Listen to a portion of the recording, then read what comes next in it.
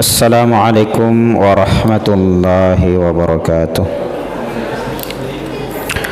Alhamdulillah rabbil alamin.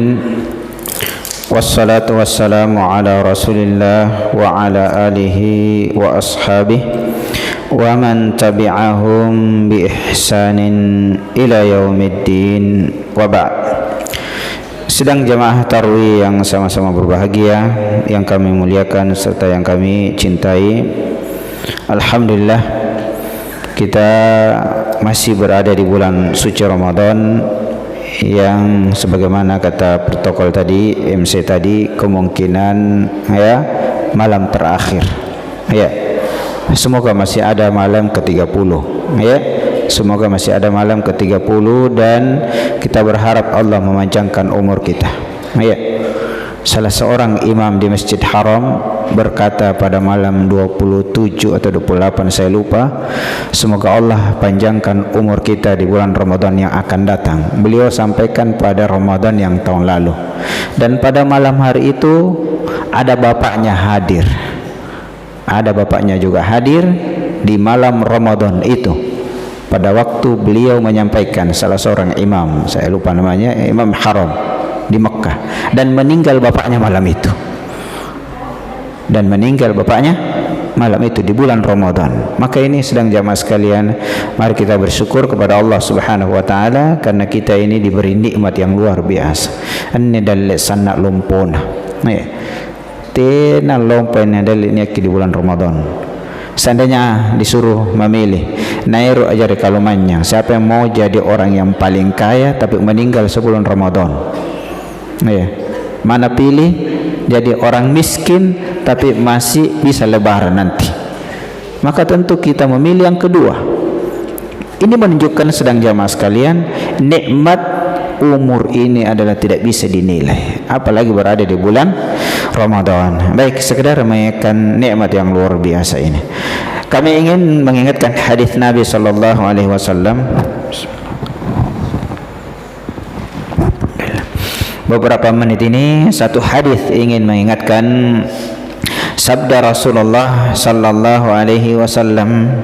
Di dalam hadis yang sahih, beliau ditanya, Rasulullah sallallahu alaihi wasallam ditanya tentang apa? Aktsar ma yudkhilun nasal jannah. Apa yang paling banyak menyebabkan manusia masuk surga? Dan semua orang pasti mau masuk surga. Makanya sahabat ini sangat semangat, ya Rasulullah, ini ringkasnya apa? Apa yang paling banyak menyebabkan orang masuk surga? Maka Rasulullah sallallahu alaihi wasallam menjawab, taqwallah wa husnul khuluq. Takwa kepada Allah dan berakhlak yang baik, berakhlak mulia. Dua saja. Siapa yang melakukan ini masuk surga. Ini wahyu dari Allah Subhanahu wa taala. Kemudian ditanya lawannya, apa yang paling menyebabkan paling banyak memasukkan manusia ini ke dalam neraka? Lihat semangatnya para sahabat. Maka kata Rasulullah sallallahu alaihi wasallam, al-famu wal farju. Mulut, mohon maaf, dan kemaluan. Jadi yang paling menyebabkan masuk, paling banyak menyebabkan masuk ke surga adalah takwa Allah dan berakhlak mulia. Yang paling banyak menyebabkan masuk neraka adalah mulut ini. Yang ada pada mulut kita ini apa? Lisan kita, lidah kita. Kemudian kemaluan, karena dia tidak menjaga kemaluannya. Maka sedang jamaah sekalian yang sama-sama berbahagia, hadis ini adalah hadis yang hasan. Kita berpuasa, Allah Subhanahu wa taala perintahkan kita berpuasa apa di akhir hayat? La'allakum tattaqun, supaya kalian bertakwa. Maka Allah menyeru orang-orang beriman, ya ayyuhalladzina amanu kutiba alaikumusiyam kama kutiba alal ladzina min qablikum la'allakum tattaqun. Telah diwajibkan keenanan tahu matapakah orang-orang beriman, telah diwajibkan kepada kalian itu berpuasa dan orang-orang sebelum kalian Supaya apa? Supaya kalian bertakwa. Dan takwa kita sudah memahami apa itu takwa, menjalankan perintah Allah, meninggalkan larangan Allah Subhanahu wa taala. Laksanakan perintah Allah di atas petunjuk Allah Subhanahu wa taala, ada tuntunannya, dengan mengharap hanya keridhaan Allah Subhanahu wa taala. Itulah takwa. Kemudian meninggalkan apa yang dilarang oleh Allah di atas cahaya Allah, di atas petunjuk Allah, dengan hanya semata-mata takut akan hukuman Allah Subhanahu wa taala. Itulah namanya takwa. Dari kata waqa, wiqaya, bertakwa, menjadikan tameng, menjadikan benteng antara diri kita dengan hukuman Allah Subhanahu wa taala. Itu namanya takwa. Iya. Maka sebagai seorang muslim yang berpuasa di bulan Ramadan ini, kalau tidak ada hasilnya dengan apa? Dengan takwa Allah, maka ini tidak ada gunanya dia memasuki bulan Ramadan. Iya. Atau mungkin ada yang bertakwa di bulan Ramadan ini saja, tapi setelah Ramadan hilang takwanya. Itu tidak ada gunanya. Iya, ada orang salatnya di bulan Ramadan ini saja, setelah Ramadan tidak salat lagi. Bahkan di bulan Ramadan dia salat tarawih tenas sampai ngisa, sayang tenas sampai maghribi. Niku taneh le baca ku sampai maghribi tenas tenas penting tarawih. Naudzubillah. Ini bukan orang yang bertakwa kepada Allah Subhanahu wa taala. Maka ini, siapa yang bertakwa kepada Allah, maka dia dijamin masuk surga. Ya? Dia dijamin masuk surga oleh Allah Subhanahu wa taala. Karena di sini inti daripada agama. Intinya agama adalah takwa Allah. Makanya Allah mewasiatkan kepada para nabi dan para rasul. Demikian juga Nabi kita sallallahu alaihi wasallam. Apa kata Allah Subhanahu wa taala? Walillahi ma fis samawati wa ma fil ardh. Wa laqad wassayna alladziina utul kitaba min qablikum wa iyyakum an ittaqullah. Telah kami wasiatkan, ya, milik Allah langit dan bumi, dan telah kami wasiatkan kepada orang-orang sebelum kamu, wahai Muhammad, dan kepada kamu. Apa itu? Takwa Allah. Bertakwa kepada Allah Subhanahu wa taala. Anda takwa gampang ini karena gampang ini sakbu, tapi tenana gampang digaukan, tidak mudah untuk diamalkan. Makanya wasiat takwa yang harus kita senantiasa untuk saling mengingatkan. Dan kalau ini sudah dilakukan, aman. Ya.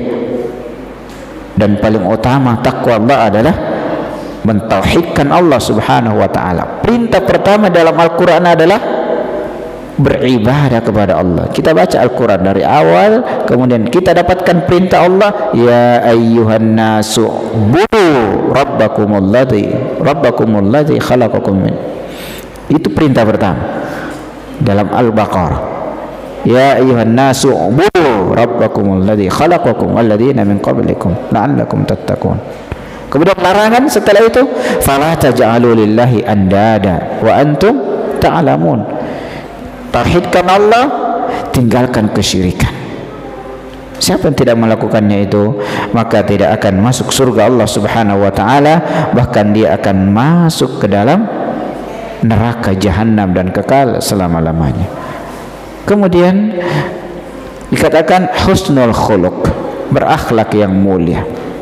Allah Subhanahu wa taala melalui Nabi kita sallallahu alaihi wasallam mengingatkan wasiat Nabi kepada seorang sahabat, ada orang sahabat, ittaqillah haitsu ma kunta. Bertakwalah kepada Allah dimanapun kamu berada. Ini takwa Allah. Wa atbi'is sayyi'atal hasanata tamuha, dan ikutilah perbuatan jelek dengan kebaikan. Banyak berbuat kebaikan supaya diampuni dosa-dosa. Kemudian wa khaliqin nasa bi khuluqin hasan, dan berakhlaklah kepada manusia dengan akhlak yang baik.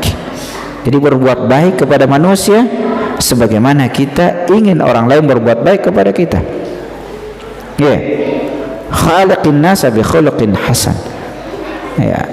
Amilun nasa kama tuhibbu an tu'amal. Bermuamalah kepada manusia, bergaullah kepada manusia sebagaimana kamu suka orang lain berbuat baik kepadamu. Kalau kita tidak suka kalau dipukul, maka jangan pukul orang lain.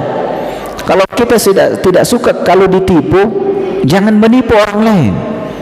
Ya, apalagi sekarang lagi ngetren penipuan luar biasa di tanah haram, di Mekah, Madinah, ya, para pemain-pemain travel gadungan ini, pembohong-pembohong ini yang sekarang banyak mengajak manusia pergi umroh haji karena lagi membludak jamaah umroh. Bayangkan sekarang Pak, 8 juta manusia di Mekah, ya, 8 juta manusia di Mekah berkumpul, sampai orang sholat jamaah itu jauhnya dari Masjidil Haram 3,5 km, ya, 3,5 kilometer jauhnya orang jadi makmum.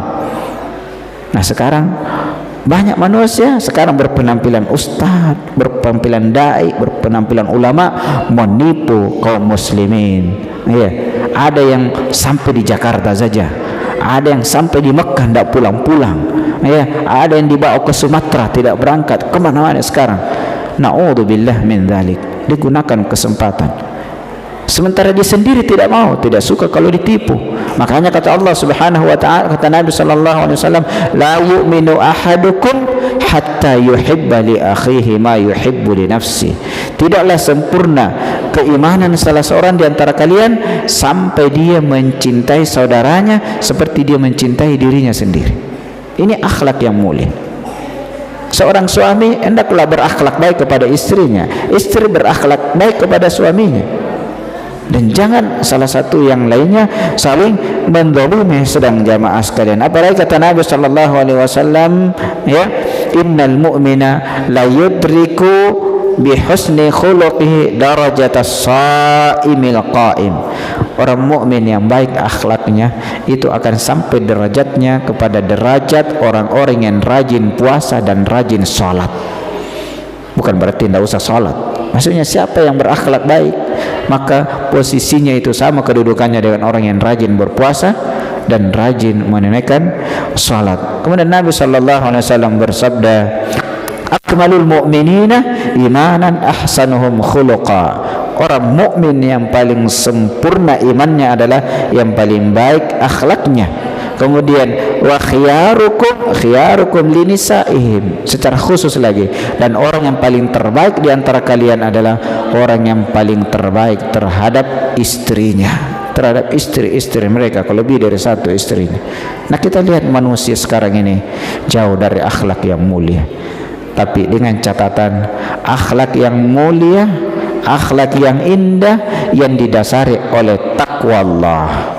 Kalau tidak bertakwa kepada Allah, tidak mentauhidkan Allah, tidak meninggalkan larangan Allah, tidak akan bernilai semuanya. Bahkan bisa batal kalau perbuatan larangan yang dilakukan adalah kesyirikan kepada Allah Subhanahu wa ta'ala. Semoga Allah Subhanahu wa ta'ala sedang jamaah sekalian menjadikan kita hamba-hambanya yang keluar dari bulan Ramadan ini menjadi hamba-hamba yang bertakwa. Laksanakan perintah, tinggalkan larangan. Karena ada orang di bulan Ramadan ini bertengkar dengan saudaranya, bahkan takut berbuat salah. Tapi apa dia bilang? Sementara bulan Ramadan, awas, lihat ramalan ini lanjutkan nih. Ya, coba lihat. Jadi masih Ramadan sudah berjanji untuk tidak bertakwa. Jadi dia bertakwa hanya di bulan Ramadan. Makanya Nabi menyatakan apa? Ittaqillah haitsu ma kunta. Bertakwalah kepada Allah dimanapun kamu berada, di bulan Ramadan, di luar bulan Ramadan, di rumah, di kantor, di pasar, ya, di mana-mana harus takwa kepada Allah Subhanahu wa ta'ala. Nanti meninggal menghadap kepada Allah baru berhenti bertakwa. Disitulah pahala takwa yang akan kita dapatkan, nikmat di alam barzakh sampai masuk ke dalam surga Allah Subhanahu wa ta'ala, yang Allah menjanjikan pada ayat yang kita bacakan tadi, ulaika humul warithun alladzina yarithuna al-firdausa hum fiha khalidun. Mereka lah pewaris surga, yaitu surga Firdaus, dan mereka akan kekal di dalamnya. Allah menyebutkan dari awal ayat, qad aflahal mu'minun, beruntunglah orang-orang beriman. Siapa? Yang khusyuk dalam salatnya, meninggalkan perkara yang yang sia-sia, menunaikan zakat, menjaga kemaluannya sebagaimana kita sebutkan yang tidak sempat kejelaskan, yang jelas penyebabkan masuk neraka, menjaga salatnya, kemudian mereka akan mewarisi surga Firdaus. Kemudian di akhir hadis, yang paling banyak menyebabkan masuk neraka adalah mulut ini kalau tidak terjaga, kemudian kemaluan kalau tidak dijaga, kecuali kepada sebagaimana pada ayat ya, illa ala azwajihim, kepada istri-istri mereka atau budak-budak mereka pada saat masih ada perbudakan. Semoga Allah menjaga kita semua menjadi hamba-hambanya yang bertakwa kepadanya dengan niat semata-mata ikhlas karena Allah Subhanahu wa taala. Semoga bermanfaat. Mohon maaf atas segala kekurangan. Subhanakallahumma wa bihamdik, asyhadu an la ilaha illa anta wa astaghfiruka wa atubu ilaik. Assalamualaikum warahmatullahi wabarakatuh.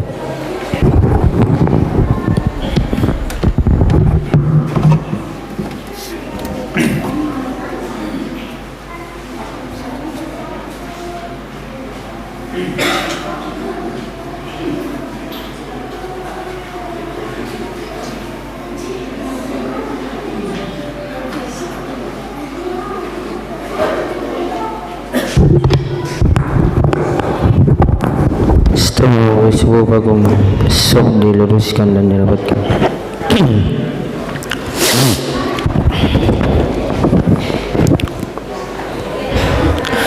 Allahu Akbar.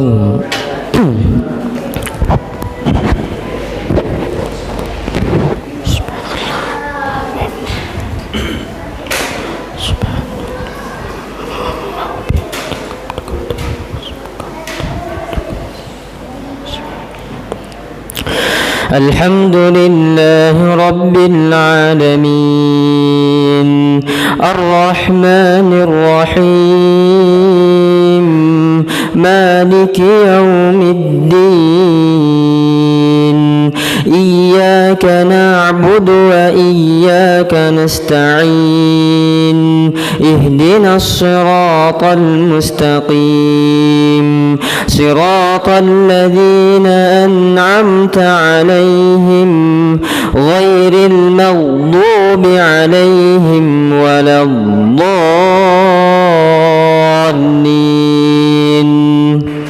Amin. وهو الذي يتوفاكم بالليل ويعلم ما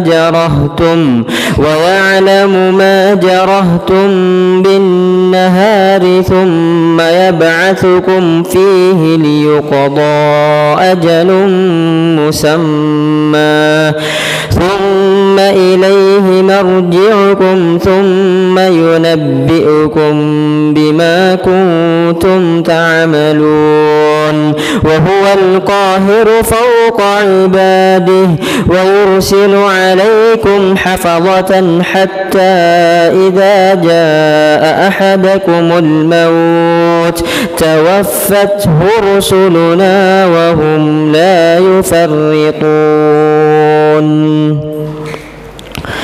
الله أكبر.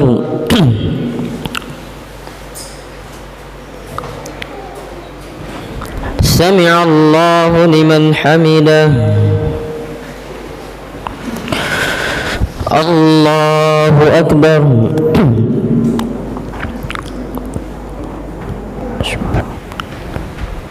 الله أكبر.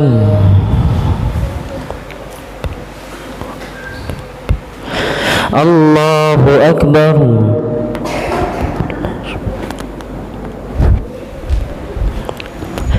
الله أكبر. الحمد لله رب العالمين الرحمن الرحيم مالك يوم الدين إياك نعبد وإياك نستعين اهدنا الصراط المستقيم صراط الذين أنعمت عليهم غير المغضوب عليهم ولا الضالين.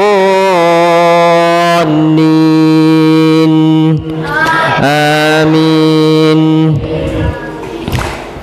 ثم ردوا إلى الله مولاهم الحق ألا له الحكم وهو أسرع الحاسبين قل من ينجيكم من ظلمات البر والبحر تدعونه تضرعا وخفية لئن أنجانا من هذه لنكونن من الشاكرين قل الله ينجيكم منها ومن كل كرب ثم أنتم تشركون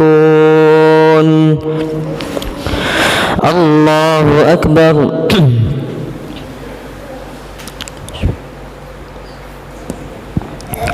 سمع الله لمن حمده الله أكبر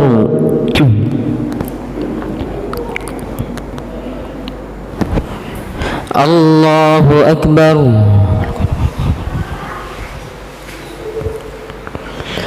الله أكبر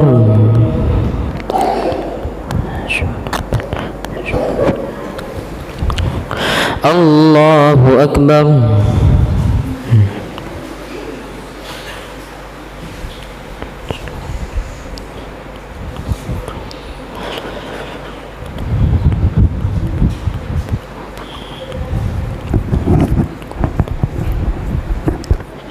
السلام عليكم ورحمة الله السلام عليكم ورحمة الله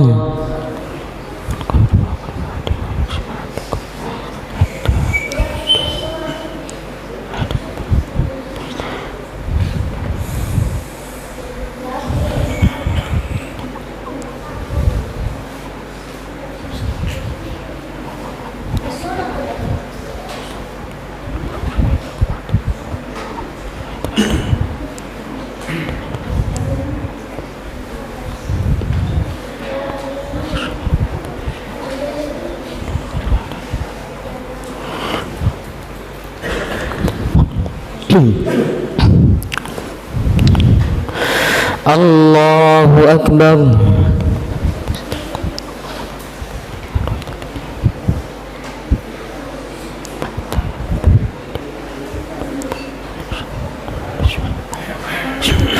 الحمد لله رب العالمين الرحمن الرحيم مالك يوم الدين إياك نعبد وإياك نستعين اهدنا الصراط المستقيم صراط الذين أنعمت عليهم غير المغضوب عليهم ولا الضالين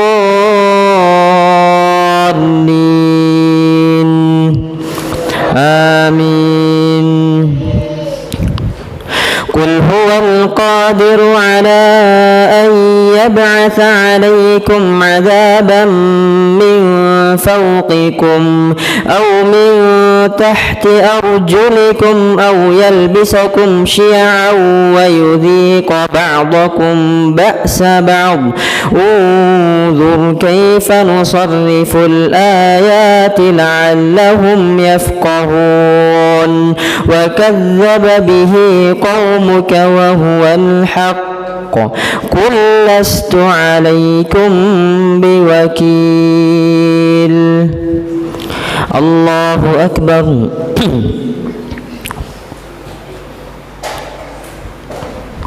سمع الله لمن حمده الله أكبر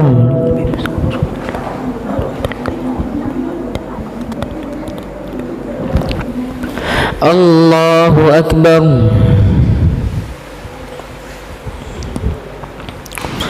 الله أكبر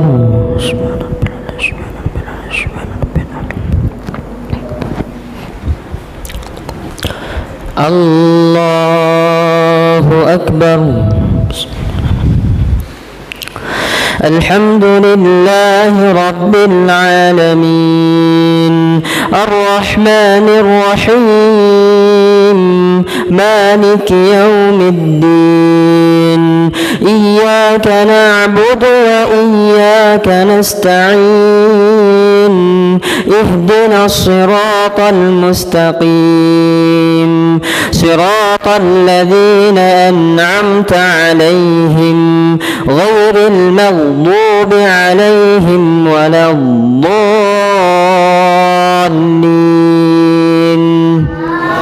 آمين.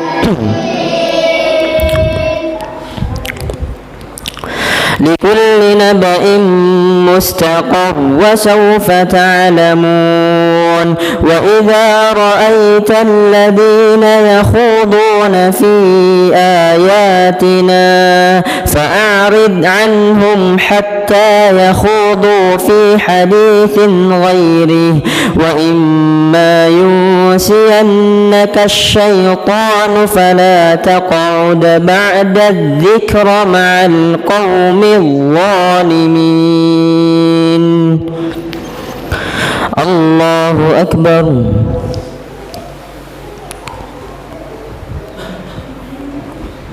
سمع الله لمن حمده. الله أكبر.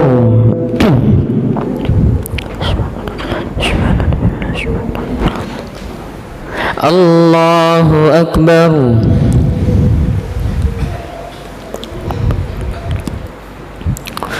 الله أكبر.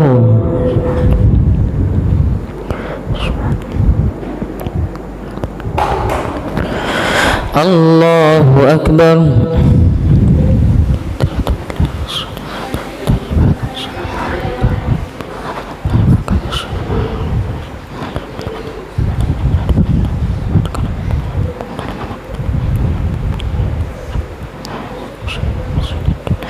السلام عليكم ورحمة الله. السلام عليكم ورحمة الله.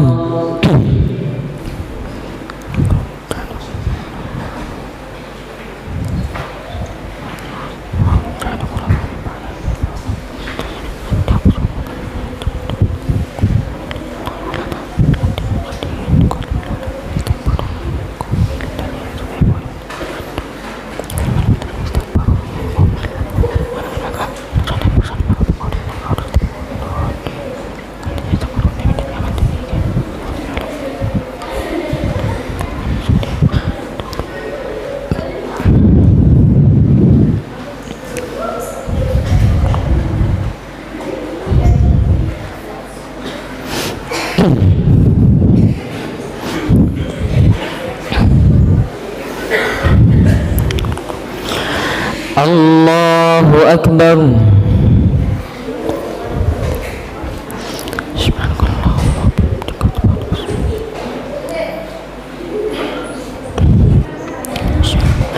الحمد لله رب العالمين الرحمن الرحيم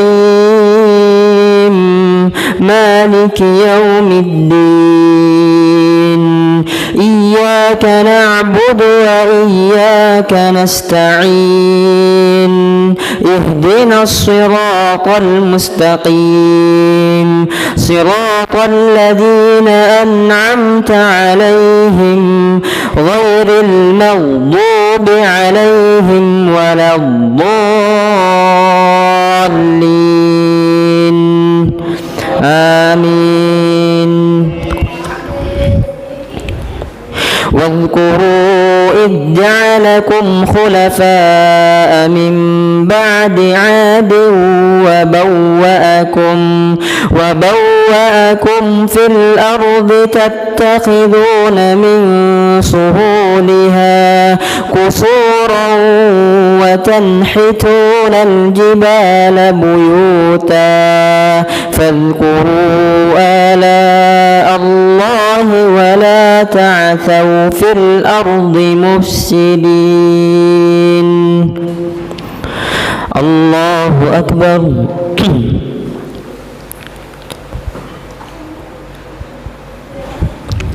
سمع الله لمن حمده.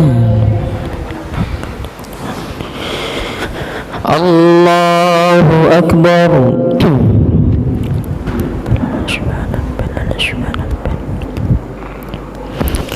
الله أكبر.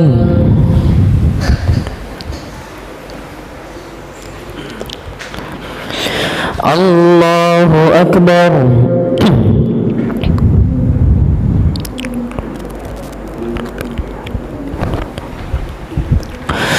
الله أكبر. الحمد لله رب العالمين الرحمن الرحيم مالك يوم الدين إياك نعبد وإياك نستعين اهدنا الصراط المستقيم صراط الذين أنعمت عليهم غير المغضوب عليهم ولا الضالين آمين. قال الملأ الذين استكبروا من قومه للذين استضعفوا لمن آمن منهم أتعلمون أن صالحا مرسل من ربه قالوا إنا بما أرسل به مؤمنون. قال الذين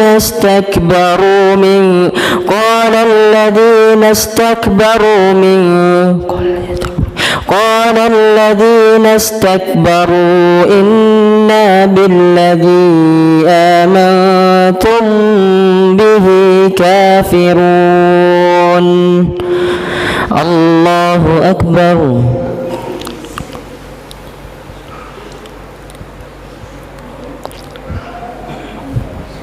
سمع الله لمن حمده. الله أكبر.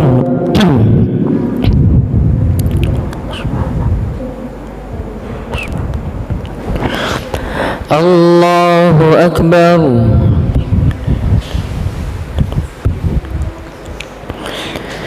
الله أكبر.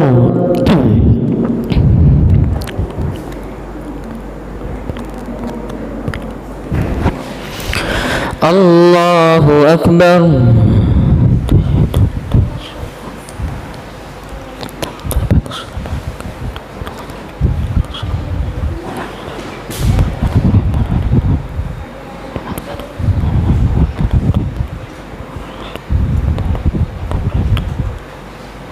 السلام عليكم ورحمة الله. السلام عليكم ورحمة الله.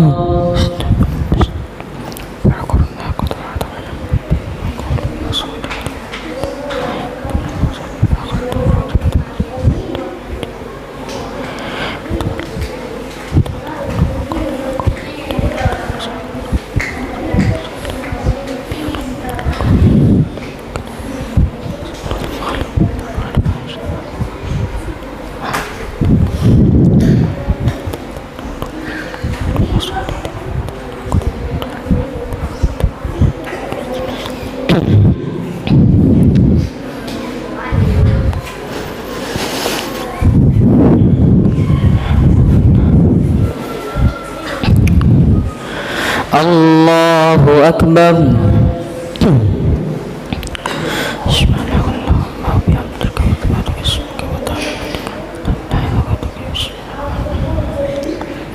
الحمد لله رب العالمين الرحمن الرحيم مالك يوم الدين إياك نعبد وإياك نستعين اهدنا الصراط المستقيم صراط الذين أنعمت عليهم غير المغضوب عليهم ولا الضالين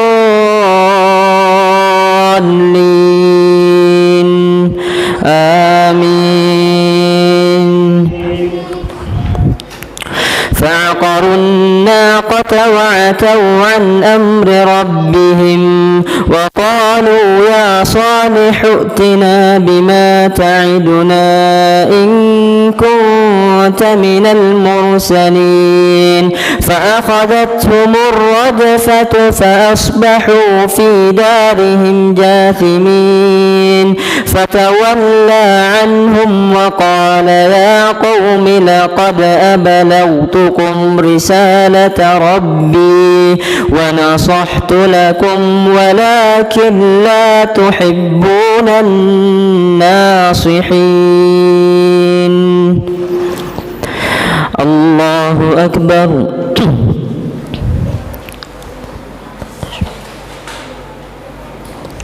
سمع الله لمن حمده.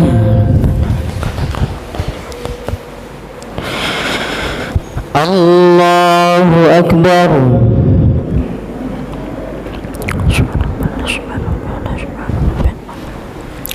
الله أكبر.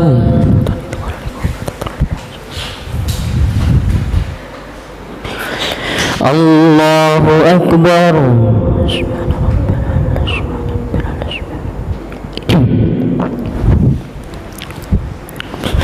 الله أكبر. الحمد لله رب العالمين الرحمن الرحيم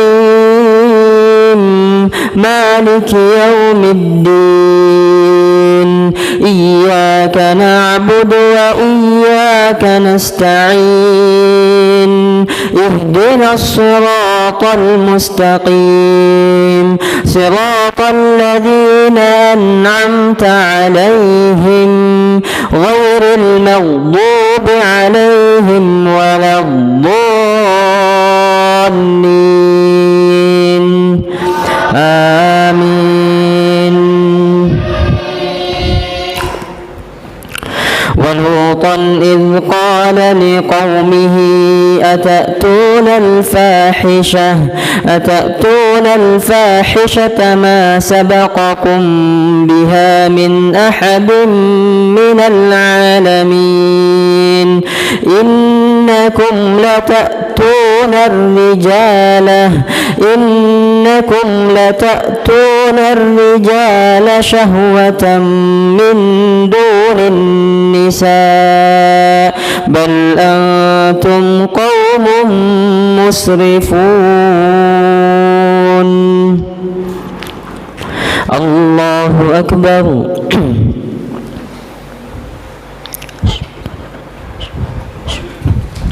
سمع الله لمن حمده. الله أكبر.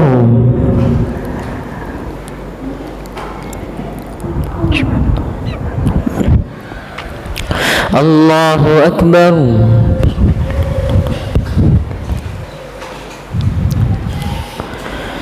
الله أكبر.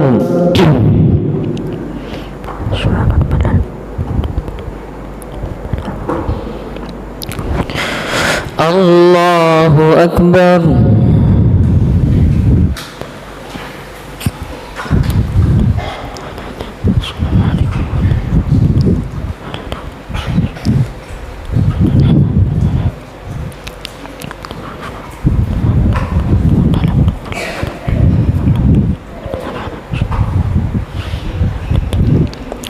السلام عليكم ورحمة الله. السلام عليكم ورحمة الله.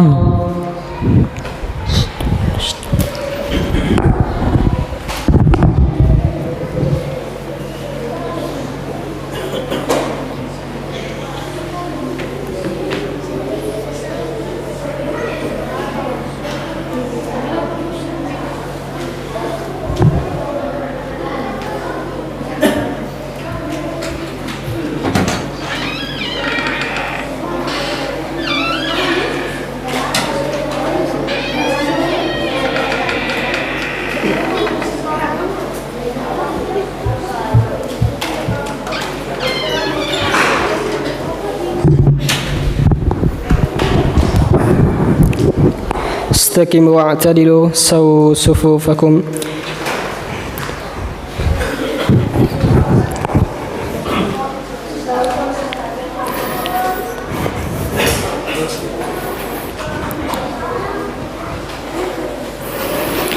الله أكبر.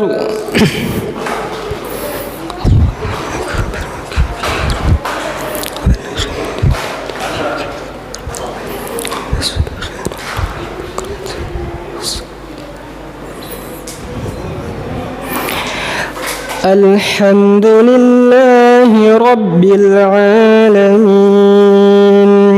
الرحمن الرحيم مالك يوم الدين إياك نعبد وإياك نستعين اهدنا الصراط المستقيم صراط الذين أنعمت عليهم غير المغضوب عليهم ولا الضالين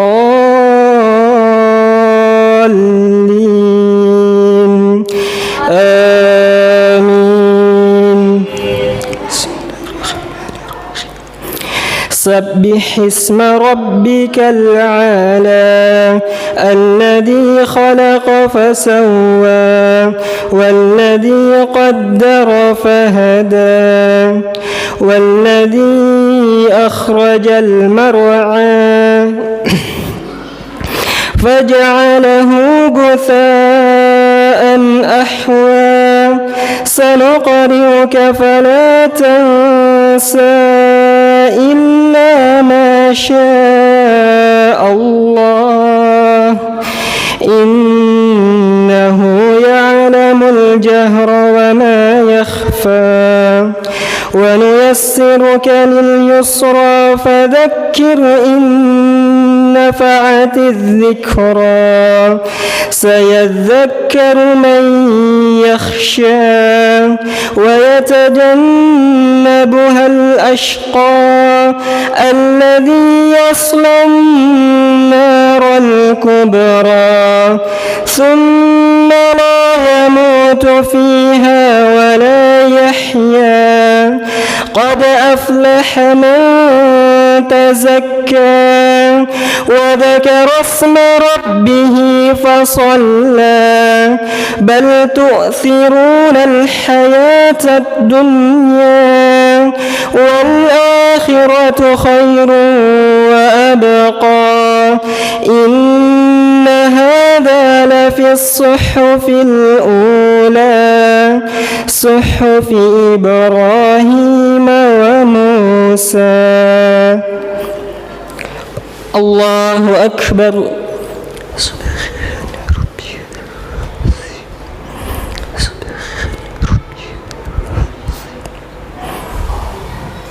سمع الله لمن حمده.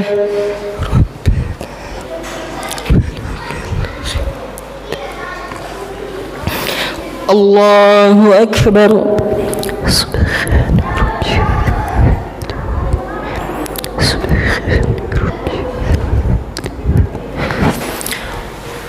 الله أكبر.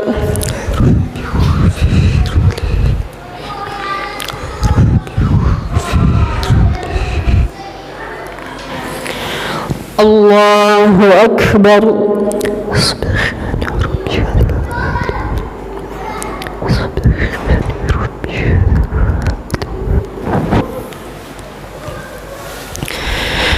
الله أكبر. الحمد لله رب العالمين الرحمن الرحيم مالك يوم الدين إياك نعبد وإياك نستعين اهدنا الصراط المستقيم صراط الذين أنعمت عليهم غير المغضوب عليهم ولا الضالين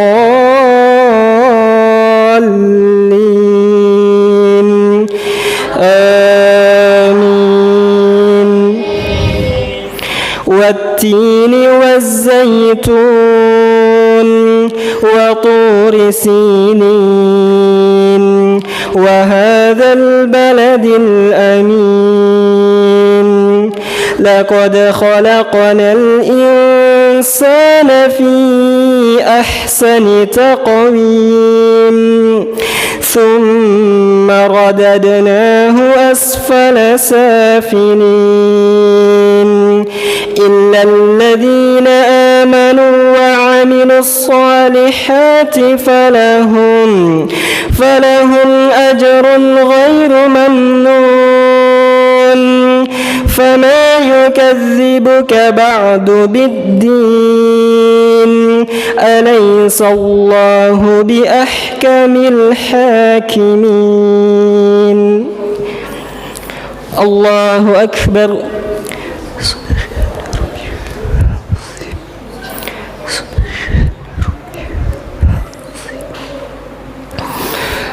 سمع الله لمن حمده.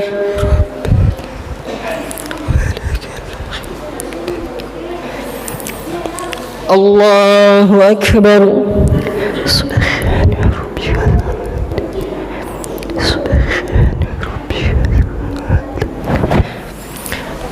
الله أكبر.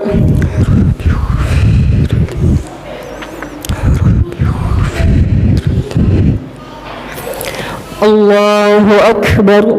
سبحان ربي سبحان ربي.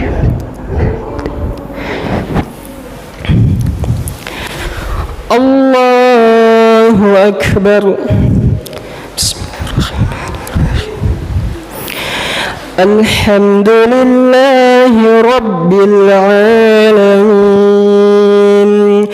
الرحمن الرحيم مالك يوم الدين إياك نعبد وإياك نستعين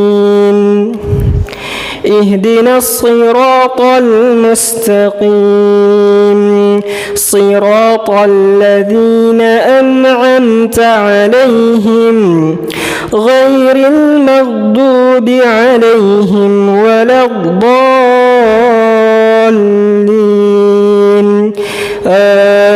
آمين.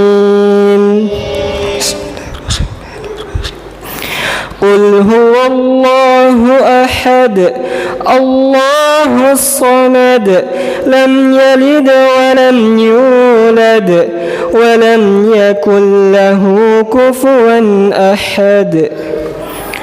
الله أكبر. سبحان ربي سبحان ربي. سمع الله لمن حمده. الله أكبر. سبحان ربي سبحان ربي. الله أكبر.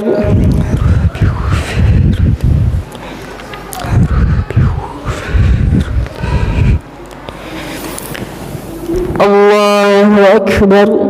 سبحان ربي سبحان ربي.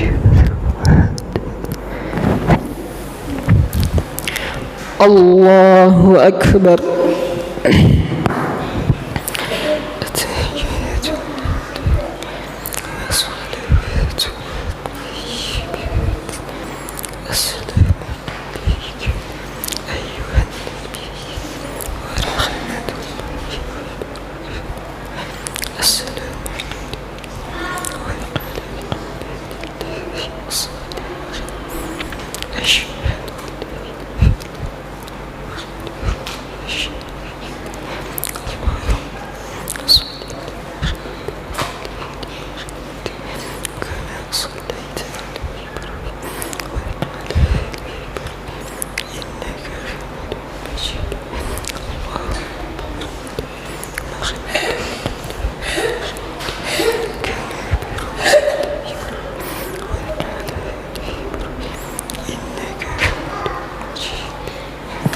السلام عليكم ورحمة الله. السلام عليكم ورحمة الله.